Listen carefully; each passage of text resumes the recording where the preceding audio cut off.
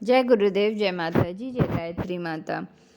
गुरुदेव माता जी और गायत्री माता जी की सूक्ष्म उपस्थिति में अंतर जगत की यात्रा में लिखा है, संयम सिद्धि से होती है बुद्धि प्रकाशित। अंतर यात्रा विज्ञान के प्रयोग अपने परिणाम व परिणति में योग साधक के चित्त चिंतन एवं चेतना से अंधियारा मिटाते हैं। अंधियारा व उजियारा कहने को दो शब्द हैं, लेकिन इन दो शब्दों में पूरी दो दुनिया सिमटी है।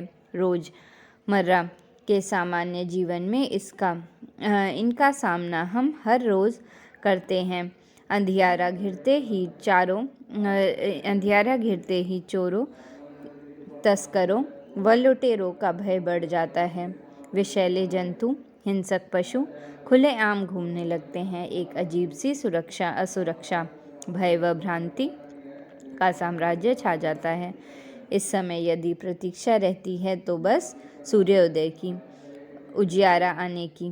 उजियारा आते ही जैसे पूरा संसार बदल जाता है। तब न भय बसता है, न ही भ्रांति, असुरक्षा, अनिश्चितता भी नहीं रह पाती।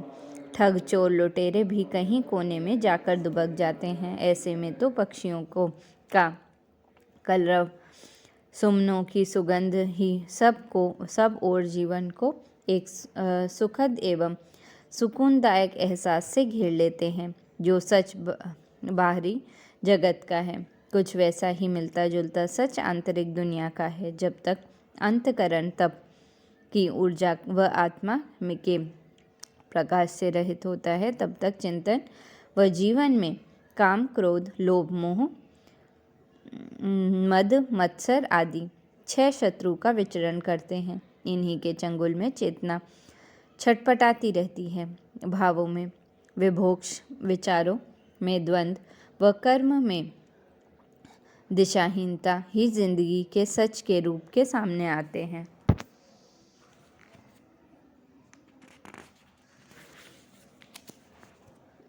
परंतु जब योग के प्रयोग परिपक्व होते हैं तो स्थिति बदलती है। दूषित संस्कारों का शमन होता है, चित्त शुद्ध होता है और चिंतन परिष्कृत। इसी के साथ जीवन निर्मल हो जाता है। इन प्रयोगों का परिणाम योग के साधक को स्वाभाविक ही तप की ऊर्जा व प्रकाश से भर देते हैं। तब काम, क्रोध आदि पडरिपु कहीं दूर चले जाते हैं। अंतर्चेतना प्रकाशित होने के कारण भय व भ्रांति का कोई स्थान नहीं रहता। सर्वथा संदेह रहित ज्ञान, अतुलनीय प्राणबल, अपरिमित साहस, हर पल मिलने वाली दैवी सहायताएं योग साधक की संपत्ति बन जाती हैं। संक्षेप में कहे तो योग साधक की आकृति तो वही पुरानी रहती है, परंतु प्रकृति पूर्णतया बदल जाती है।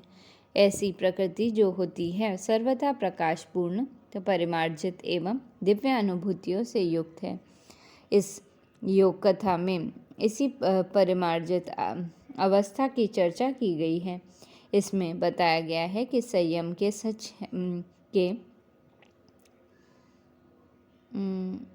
सच को धारणा, ध्यान व समाधि के तीनों ही एकजुट हो जाएं तो संयम सध जाता है। यह संयम ने इस संयम के सधने से फिर समझो सब कुछ स्वयं ही सज जाता है। साथ ही साधक के जीवन में खुलता है साधना जीवन का सर्वथा न्यूनतम व नवीन आयाम। उसे प्रवेश मिलता है आलोक में के लोक में। इस अवस्था में जीवन एक अपूर्व ढंग से रूपांतरित होता जाता है। इस तरह से संयम, धारणा, ध्यान व समाधि का एक त्रिकरण है। ठीक उसी तरह से संयम की उपलब्धियां भी सर्वथा भ्रांति रहित ज्ञान, अलौकिक सम्राट व प्रकाशपूर्ण जीवन का एकत्रीकरण होती हैं। इस अपूर्व अवस्था का सच महर्षि पतंजलि अपने अगले सूत्र में उद्घाटित करते हैं। योग ऋषि पतंजलि का यह सूत्र अपने में गहरे अर्थ संजोए हैं। युग ऋषि परम पूज्य गुरुदेव अपनी चर्चाओं, वार्ताओं एवं आध्यात्मिक बातों में कहा करते थे कि महर्षि पतंजलि के इस सूत्र में ने भारत की संस्कृति एवं प्राचीन भारतीय ज्ञान विज्ञान को समृद्ध किया है, क्योंकि संयम सिर्फ योग में उन्नति का साधन नहीं है, बल्कि ज्ञान प्राप्ति का भी समर्थ साधन है। प्राचीन भारत के युग ऋषि में न केवल आध्यात्मिक प्रगति बल्कि भौतिक उन्नति भी इस संयम साधक के बलबूते पर संभव होती है।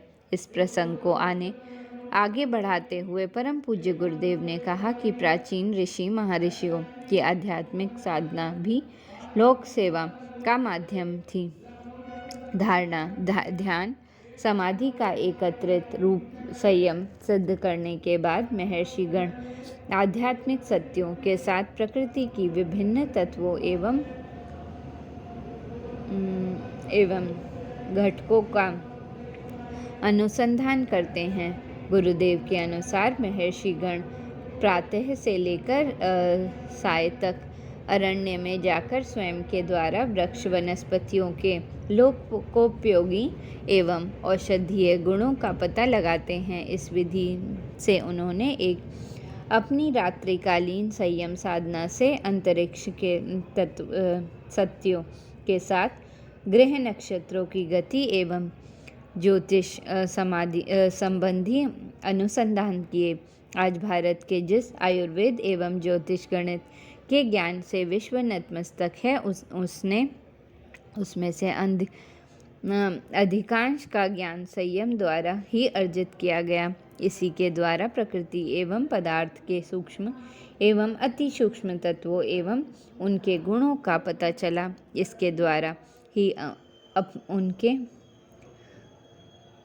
द्वारा ही अनेक आविष्कार अनुसंधान संभव हो सके। संयम साधना है ही इतनी विलक्षण एवं चमत्कारी। इसकी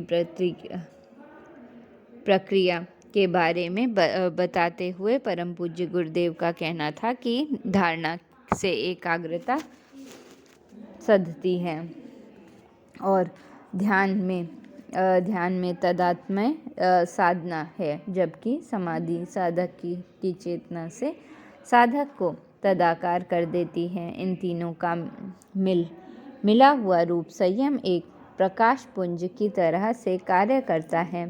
यह आंतरिक चेतना के साथ बाहरी प्रकृति को भी प्रकाशित कर देता है। इस अंतर प्रकाश के दायरे में जो कुछ भी आता है, उसके संपूर्ण तत्व एवं सत्य योग साधक के सम्मुख स्वतः ही प्रकाशित हो जाते हैं। इनके बारे में वह जो भी एवं जितना भी जानना चाहता है, सब का सच जान जाता है। साथ ही इस माध्यम से जो भी जाना जाता है, वह सबका यह सत्य होता है। ऐसा सत्य जिसमें संदेह और संदिग्धता के लिए कोई भी स्थान नहीं बचा रहता। यही वजह है कि परम पूज्य गुरुदेव अपनी वार्ताओं में कहते हैं कि सच्चा योग साधक वह है जिसके अंतर जगत में कभी भी सूर्यास्त नहीं होता। साधक की अंतर चेतना में उसके अंतरंग में सूर्य सदा ही प्रकाशित रहते हैं। यही वजह है कि सच्चा साधक न तो कभी भ्रमित होता है, न संदेह से पड़ता है, न ही जीवन में अनेक विलेक्ष प्रश्न कंटक उसे चुभते रहते हैं, क्योंकि उसके पास सदा ही अपनी प्रत्येक जिज्ञासा का समाधान है। संयम के द्वारा वह अपने और एवं औरों के बाहरी एवं आंतरिक जीवन के बारे में जो भी जानना चाहता है, सब का सब जान जाता है। इस संयम की भूमि पर खड़ा होकर वह ज्ञान के लिए ऊंची उड़ानें भरता है और इस क्रम में उसके सामने प्रकाशित होते हैं सर्वथा नवीन सत्य एवं नवीन तत्व, जो उनके एवं औरों के जीवन को प्रकाशित एवं समृद्ध करते हैं। जय गुरुदेव, जय माता जी, जय गायत्री माता।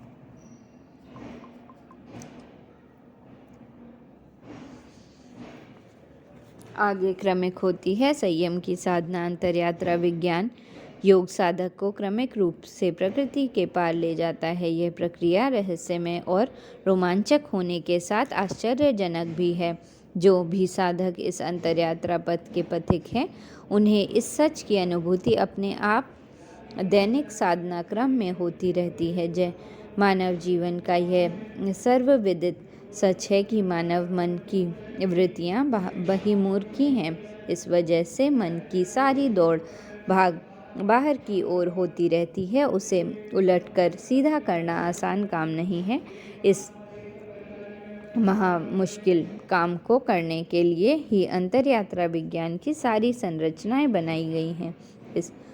इस अनूठी संरचना के सांचे में ढलकर मानव चेतना न केवल परिष्कृत परिशोधित होती है, बल्कि उसकी दशा सुधरती व दिशा बदलती है। इस क्रम में पहले बाहरी उपक्रम है, जिसके द्वारा शरीर को स्थिर व दृढ़ करने इसके साथ प्राण प्रवाह के संचालन को उग्रगामी बनाया जाता है। साथ ही मन को भी इसके अंतर्गत शांत, स्थिर एवं एकाग्र की जाने की अवस्था है। जो इतना कार्य करने में सक्षम है, केवल उन्हीं के लिए चेतना के अंतर्गर्भ में प्रवेश संभव है। योग विद्या में जिसे संयम कहा जाता है, वह योग साधना की अंतर्यात्रा विज्ञान की उच्च कक्षा है।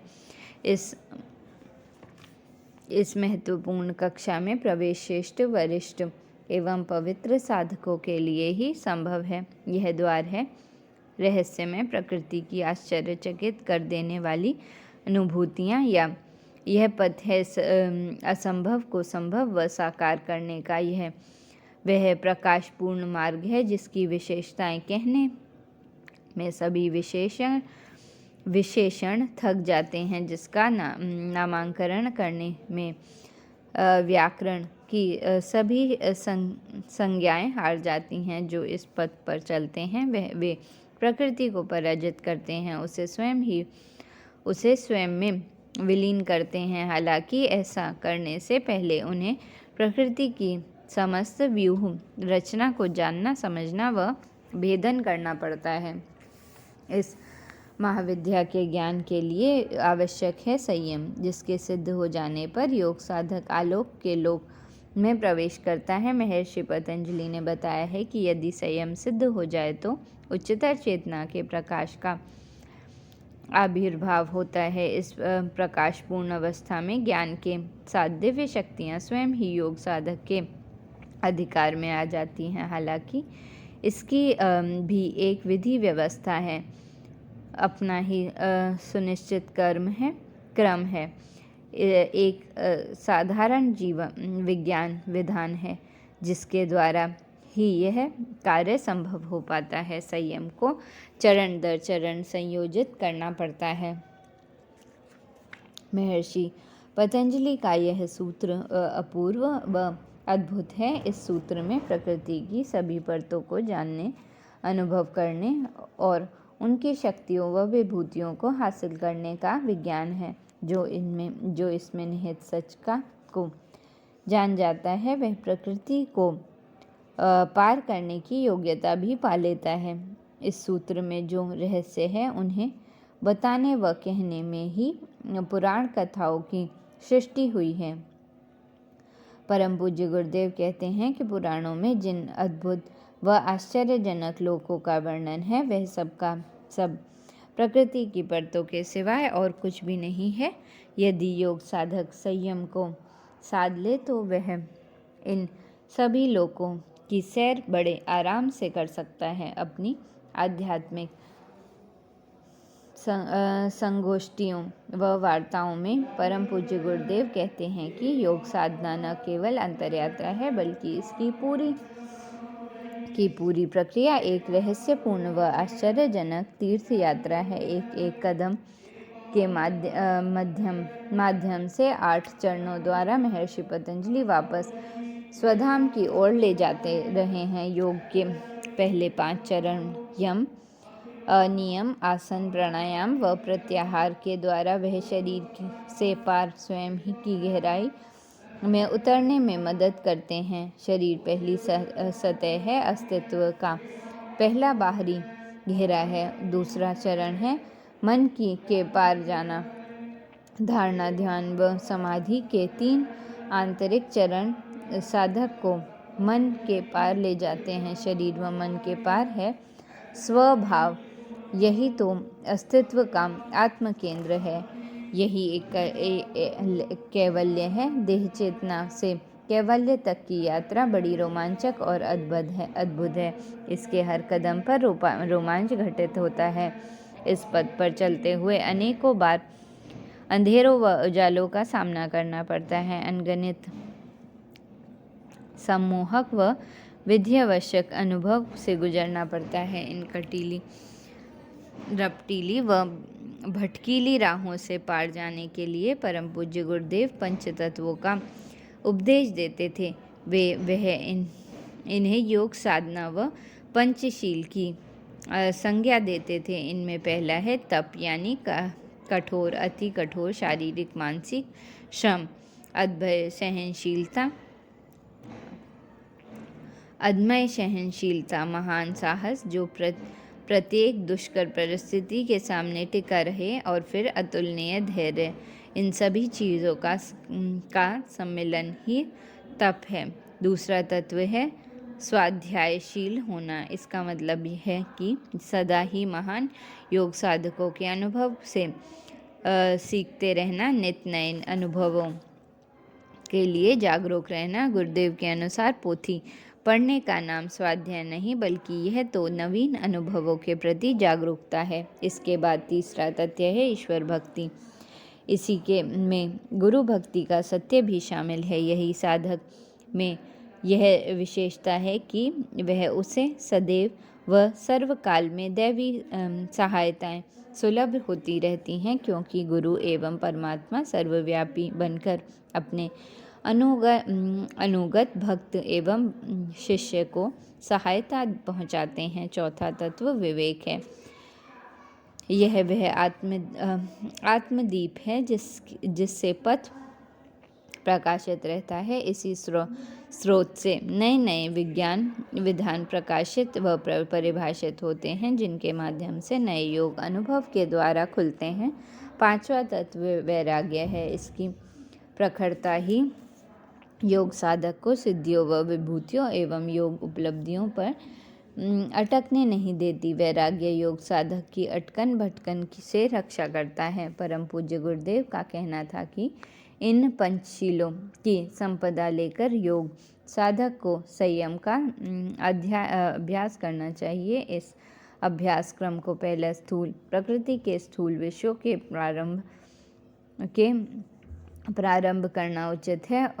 पूर्वांत काल में इसी माध्यम से स्थूल प्रकृति के ज्ञान को पाया गया है। फिर वे रहस्य चाहे धरती के हों या शरीर के अथवा वृक्ष वनस्पतियों के, संयम के द्वारा इनको संपूर्णता से जाना गया। इस अभ्यास के पूरे होने पर सूक्ष्म प्रकृति के तत्वों व सत्यों का अभ्यास करना चाहिए। यही से लोकांतर के रहस्य योग साधक के सक्षम व उद्घाटित होते हैं। स्थूल की तुलना में इनका क्षेत्र अति व्यापक एवं विशाल है। इसका प्रारंभ प्राण लोक से होता है। यही प्रकाश व अंधकार दोनों है। तदनुसार इसकी विभूतियाँ भी हैं। मानसिक क्षेत्र में ऐसा ही है। इसकी एक एक परत की विस्मृतता बहुत है। देवों के समुदाय से योग साधक यही भेंट करता है। इसके बाद के क्षेत्र प्रकाशपूर्ण है। इस परत के बाद अंधेरा नहीं रहता।